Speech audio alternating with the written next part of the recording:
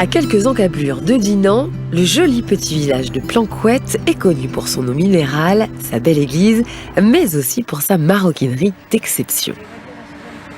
Ici, une quarantaine d'employés s'affairent à la fabrication de porte-monnaies, ceintures ou encore bijoux de cuir.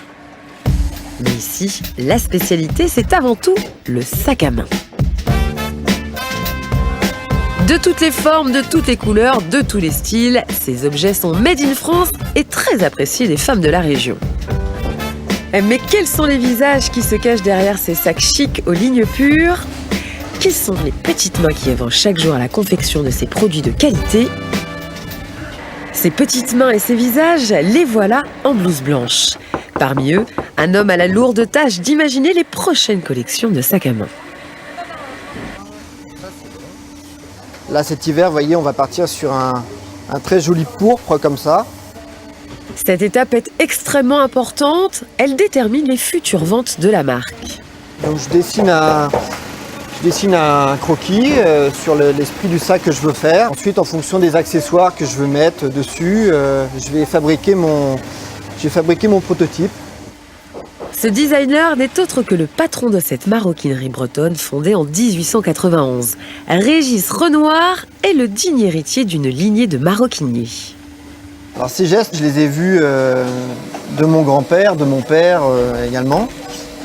Et depuis tout gamin, j'ai toujours été dans l'atelier à jouer avec les bouts de cuir. C'était un peu ma salle de jeu en fait. Et voilà, donc je ne me suis pas vraiment posé de questions. C'était un beau métier qu'il fallait faire perdurer. Répondre à la demande et à la mode, tel est le challenge quotidien de Régis pour garantir son héritage familial. Mais en ce moment, notre patron dort sur ses deux oreilles. En effet, le carnet de commandes est bien rempli. Les machines tournent à plein régime et les employés avec. Pour concevoir un sac, il faut savoir coller, piquer, peindre, frapper le cuir et orchestrer le tout. Est-ce que tu peux me passer un top, s'il te plaît? Tu vas me faire une surpiqûre sur chaque côté ici. Mélinda est un maillon absolument essentiel de la chaîne de production. Ici. Aujourd'hui, elle répond aux commandes. Non, mais il faudrait que ça soit fini. Une période difficile pour elle, les délais sont très serrés. L'entreprise produit 10 000 sacs par an. Il faut savoir qu'au niveau des fabrications d'unités, c'est beaucoup plus long pour nous, pour la mise en place, puisque à chaque fois, il y a des changements de couleur de fil au niveau des mécaniciennes, des changements au niveau des préparations. Car ici, on fait du sur-mesure, comme par exemple avec ce sac. Régis l'avait prévu dans sa fabrication non doublée, ce modèle. Et les clients veulent un sac doublé. Donc on est en train de le retravailler pour pouvoir répondre aux attentes des clientes. Et pousser le sur-mesure à l'extrême Je ne peux pas te laisser 1 centimètre. Pose parfois quelques petits problèmes. Là, je suis au maximum, regarde.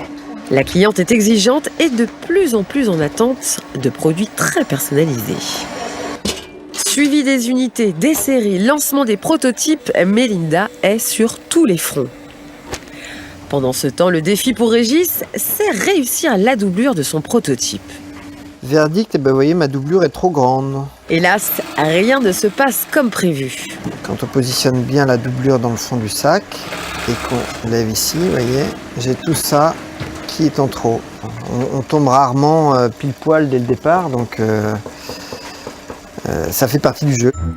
Alors que Régis dépique son prototype, Fabienne, quant à elle, doyenne de l'entreprise, finalise une série de sacs. Ses gestes sont précis, elle les a appris aux côtés du père de Régis il y a 30 ans. C'est les mains qui dirigent le cuir, quoi. Et Fabienne n'a pas le droit à l'erreur. Il faut faire attention, parce que avec des machines qui sont comme ça, on a tendance peut-être à aller à côté, quoi. On a un petit peu de travers si on ne fait pas bien attention. Si Fabienne connaît toutes les étapes de fabrication d'un sac, Sophie, quant à elle, les découvre. Cette jeune niçoise a parcouru plusieurs centaines de kilomètres jusqu'en Bretagne pour se former auprès de l'excellence. Et pour la coacher, il y a Pascal. Tu vois des filets sur la fermeture. Oui. Hein, tu vas aller jusqu'au 3e filet. Et transmettre son savoir-faire, Donc il faut que ta colle arrête ici. c'est une nécessité pour ce tuteur. L'assemblage de tout ça ensemble. Dans quelques années, il va falloir des générations qui vont nous succéder. Donc moi je suis très content de transmettre un petit peu mon savoir-faire, les petites techniques. Régis aussi pense à transmettre son savoir-faire à ses deux garçons. Mais aujourd'hui, l'enjeu reste son fameux sac violet et la mission du jour est accomplie. La doublure est dans le sac, donc on tourne là maintenant juste bien. Il n'y a plus qu'à mettre les affaires dedans. Et c'est le premier, hein, donc il y aura peut-être d'autres prototypes qui vont évoluer. Il faudra à Régis concevoir 2 ou 3 modèles avant de lancer la production de ce sac à main.